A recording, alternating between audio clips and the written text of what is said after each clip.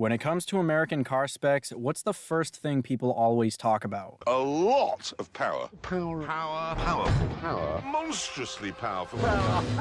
Yeah, first it's horsepower, but after that, it's 0 to 60 times and then probably quarter mile times. With a budget of, let's say, no more than 50 grand, there are a lot of serious machines you can get that'll do a lot of gapping on the road. Today, I've got 8 American cars with the quickest 0 to 60 times for under $50,000. Let's get into it.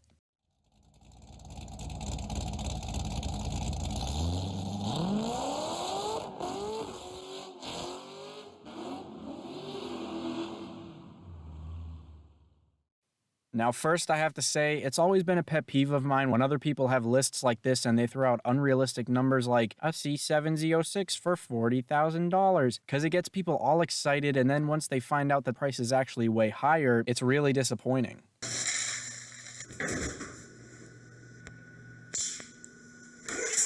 I got the prices for these cars based off pre-owned cars on the market right now, around 100 miles from where I am, with reasonable and low miles, no accidents, and in good condition. Also, these are in no particular order, and if you care about more horsepower stats, I do have other videos for that in each horsepower bracket, so check those out next. Without babbling on anymore, the first car for today is the 13 to 14 Mustang GT500. These had a 0 to 60 time of 3.7 seconds and used a supercharged 5.8 liter V8 to pump out 662 horses. They make 600 pound-feet of torque, weigh under 3,900 pounds, and usually cost between 40 and 50 grand. The GT500s before 2013 were still quick, but they had about 100 horsepower less, and 0 to 60 times were over 4 seconds. They also cost a little bit less, but I don't really think it's enough to justify the power and performance difference. The older ones also had slightly different engines at only 5.4 liters instead of the newer 5.8s. Another cool thing about the 13s and 14s is that you can actually hit 62 miles an hour in them in just first gear. Whoa, what? Yeah, they've got crazy long gearing, so for a 60 run, you don't even have to worry about shifting times or anything like that. Next up is the 2016 to 2019 Cadillac ATS-V automatic sedan. This one actually really surprised me, performance-wise and price-wise. They cost nowhere near as much as the Gen 3 CTS-Vs that go for upwards of 60 or 70 grand, and tested by Motor Trend, they hit 60 in only 3.7 seconds.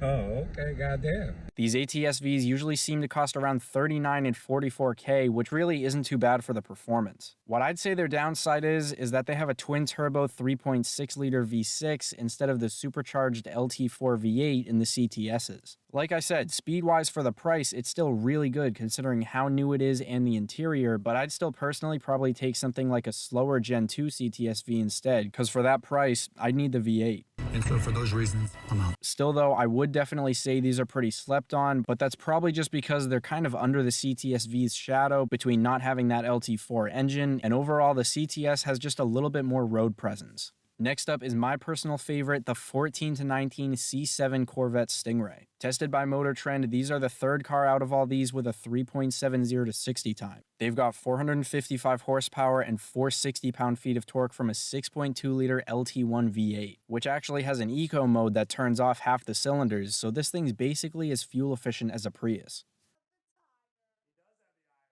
Are you sure about that? At the moment, there's a good amount of them between $46,000 and $50,000, but you can obviously go way above 50 depending on how new you want it and the package you want. I saw a couple Z51s for under 50, and if you do find one of those, they have a slightly faster time at around a 3.5. The Z51 comes with a bunch of stuff, including more aggressive suspension and a limited slip diff, both of which are probably the reason for the better acceleration time. I don't want to go on and on about this car too much because I could really talk about it for hours, but these things just give me kind of a nice little fizzing sensation. Where is this fizzing Well, it's not actually in my penis, but it's sort of just behind it. They look great, especially with just a wicker bill, side skirts, and a new front grille. They have awesome sound potential, they're quick, have a targa top, great interior, huge back for storage, and are still an attainable dream car. To me, it just doesn't get much better than that, but obviously to each their own, and I love most cars anyway. The next car is another Corvette, and honestly, I know a decent amount of people like this one more than the C7 Stingray. It's the 06 to 13 Corvette Z06 with a 3.8 second 0 to 60. I know I really just talked up the C7s, but the LS7 engines in these make one of the best American performance sounds.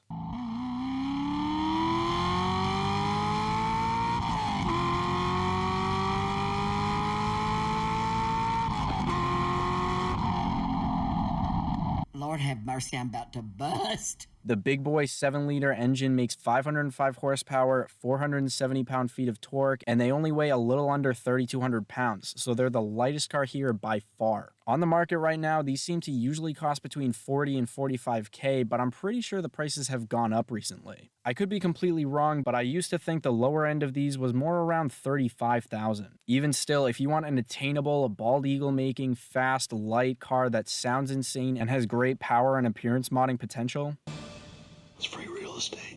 I know I've done a lot of GM cars so far, and if you're a Mopar fan, just stick around because I've got 2 cars for you towards the end, but the next car is the 6th gen Camaro that started being made in 2016. These have the same LT1 engine as the C7 Corvette, so you can still get that horsepower and sound even if you need to have back seats for your kids.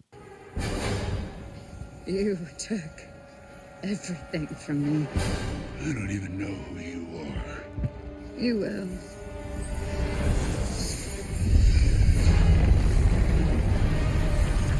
They weigh between 37 and 4,000 pounds and usually cost between $36,000 and $41,000 pre-owned. Even pre-owned 2020s are fairly easy to find in that price range, although I know a lot of you guys see that updated front end and are like,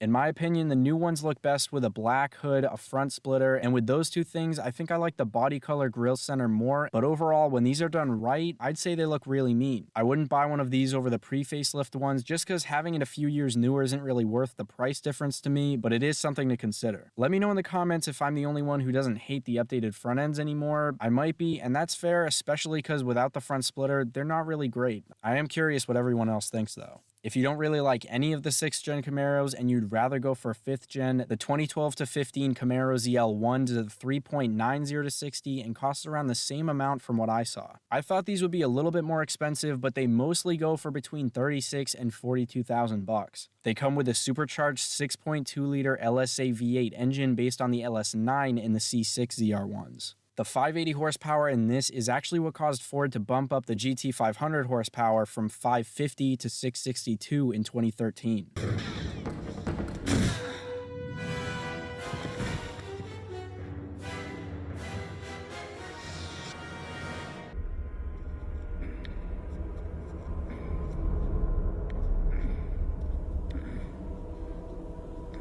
I was also kind of expecting a 0 to 60 a little bit faster than a 3.9. That was also according to Motor Trend, and I don't know what kind of conditions they do their tests under, but if they stay consistent with them, you can just see how these cars compare to each other. Now for the second to last car, we're finally getting to the Mopars, and the first ones I added are the SRT 392 Challengers and Chargers. These made 485 horsepower and 475 pound-feet of torque from 6.4 liter Hemi V8s. At just a 4.20 to 60, there is definitely stuff faster than these at around the same price. Probably the obvious reason for these not breaking 4 seconds is just that they've got some weight to them. The Chargers weigh around 4,400 pounds and the Challengers are just under 4,300.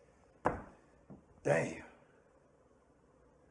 That's a big bitch. The Chargers are a little more rare and usually cost around 44 grand from what I found, and the Challengers usually cost between 37 and 43 grand. Even though, like I said, there is stuff faster out there, I wanted to add these for the people who want a Mopar because this is the fastest thing you can easily find in good condition for under 50,000 bucks. For the final car, I really wasn't sure if I'd be able to talk about Charger Hellcats at all because I knew the better deals were usually in the mid 50K range. Surprisingly though, I was able to find a decent amount under the $50,000 mark. Surprise, to be sure, but a welcome one.